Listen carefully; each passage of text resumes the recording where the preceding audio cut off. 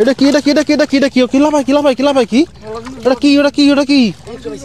এ রে রে লাফাই লাফাই লাফাই লাফাই লাফাই লাফাই লাফাই লাফাই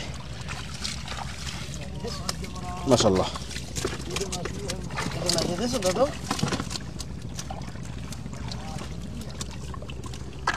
মাশাআল্লাহ দেখেন অন্য দলে তো আট কাটবে ভাই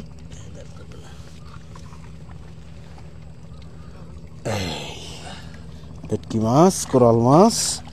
বাস পড়ে গেছিল আমাদের বাস্কেট থেকে লাফাইয়ে পড়ে গেছে আর লাফাইস না অনেক অনেক লাফাইছো হাত কাটছো আরো কত কিছু করছো আর কি করতে চাও এই হচ্ছে আমাদের মাছ ধরার হিস্ট্রি আর আজকে মাছ ধরতে এসে তো মোটামুটি হাত অনেকখানি কাটছি জানি না সেলাই লাগবে কিনা যদি সেলাই লাগে তাহলে তো হচ্ছে ঘাটে গিয়ে সেলাই করে নিতে হবে মানে প্রথম যখন জালের ভিতরে ঢুকছি তখন একটু হতাশই ছিলাম কারণ তখন আসলে খুব বেশিটা মাছ ছিল না কিন্তু মানে এন্ড অফ দ্য ডে মোটামুটি যা পাইছি আলহামদুলিল্লাহ কথায় আছে শেষ ভালো যার সব ভালো তার সো আমাদের শেষটা মোটামুটি ভালোই হয়েছে যাই হোক চলুন এবার আমরা মাছগুলো ওয়াশ করতে যাই আর আমার অবস্থা দেখতেছেন দাঁতনে মাছ আর কোরাল মাছে মিল্লা আর গলদা চিংড়ি এই তিনজনে মিললে আমার অবস্থা এইবার আইছে কিচ্ছু করার নাই রাত দুপুরের মাছ ধরা এমন হতেই হবে হ্যাঁ তো আমরা এখন মাছ ওয়াশ করবো চলেন মাছ ওয়াশ করতে যাই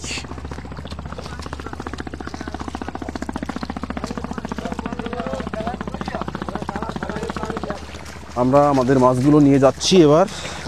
ওয়াশ করার জন্য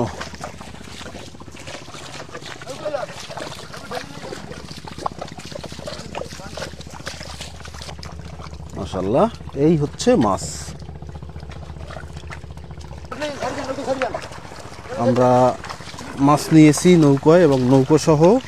নামাইতেছি কারণ পানি হচ্ছে অনেক দূরে মাছ যদি ওয়াশ করতে চাই তাহলে তো মানে পানি লাগবে সো সেই পানির কাছে যাচ্ছি আর সুন্দরবনের সাইডে হচ্ছে এটাই মজা নৌকোগুলো চরে যদি লেগেও থাকে সমস্যা নাই নামান যায় যদি মাটির চর হয় বা পেরির চর হয় আবার বালুর চর হইলে কিন্তু আমরা এটা নামাইতে পারতাম না তখন আবার নৌকোটা নামতো না যাই হোক দেখেন অলরেডি ডান পানির কাছাকাছি চলে আসছি মাছ ওয়াশ হবে এই কোরাল মাছটাকে তুলে ফেলছি কারণ ওরা যদি এখানে রাখি আর যদি কোনোভাবে লাভ দিয়ে চলে যায় তাহলে তো সব যাইবে আর কি কোরাল মাছটাকে তুলে রাখলাম বাকি মাছগুলো ওয়াশ হবে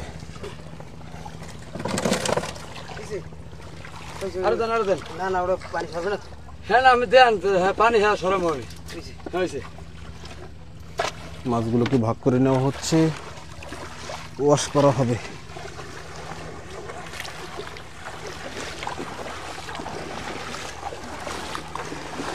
দেখেন এখনো কত দূর পানি মানে এখানে হচ্ছে একদম চতলা চর পুরোটা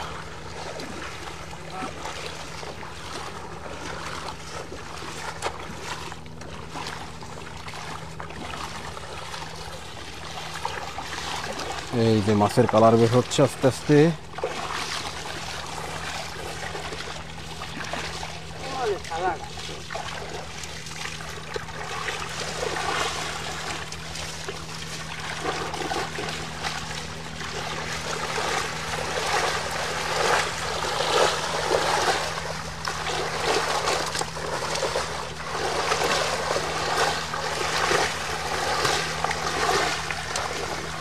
বাহ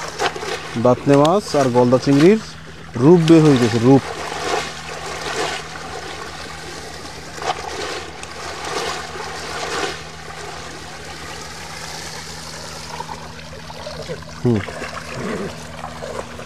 আমাদের এক বাস্কেট মাছ ওয়াশ করা হলো এটাকে নিয়ে ফিরতেছি নৌকার দিকে এখানে রাখা হবে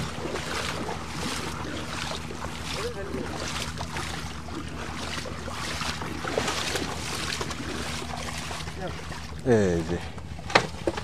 রেখে দিলাম এখন আবার বাকি যে মাছগুলো আছে সেগুলো নিয়ে যাওয়া হবে আর দেখতে পাচ্ছেন গলদা চিংড়ি বাগদা চিংড়ি এই আরো আছে গলদা গলদা কত দারুণ দারুণ মাছ তাই না এখানে আছে যে চাকা চিংড়ি, মানে সবজি খাওয়ার জন্য এটা কিন্তু একদম বেস্ট একটা আইটেম। এগুলো এখানে আছে, এখানে আবার বাকি মাছগুলো আলাদা করা হচ্ছে। এই গলদা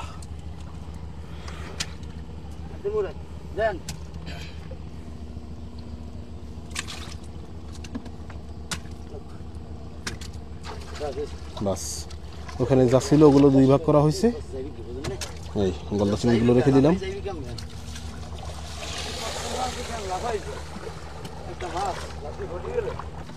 আমাদের মাছ ওয়াশ চলছে,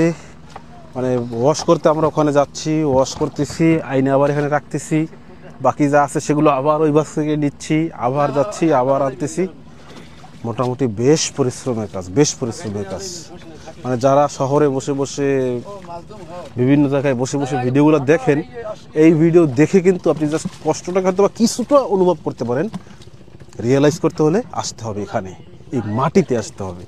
মিশতে হবে এই প্রকৃতির সাথে। সব থেকে বড় কথা, এই যে স্নিগ্ধ সকালবেলার এই আবহাওয়ার ভিতরে,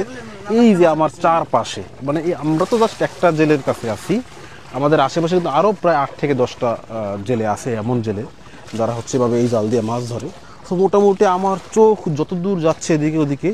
শুধু দেখতেছি সবাই ব্যস্ত ব্যস্ত আর ব্যস্ত, যে যার কাজ নিয়ে ব্যস্ত। আবার নদীর মাঝখানে যারা বড়শি দিয়ে মাছ ধরে তারা বড়শি টানতেছে, যারা অন্যান্য জাল দিয়ে মাছ ধরে তারা তাদের সেই জাল টানতেছে। মোটামুটি বেশ কর্মমুখর একটা সকাল এই জায়গাটা, অসাধারণ এক দৃশ্য।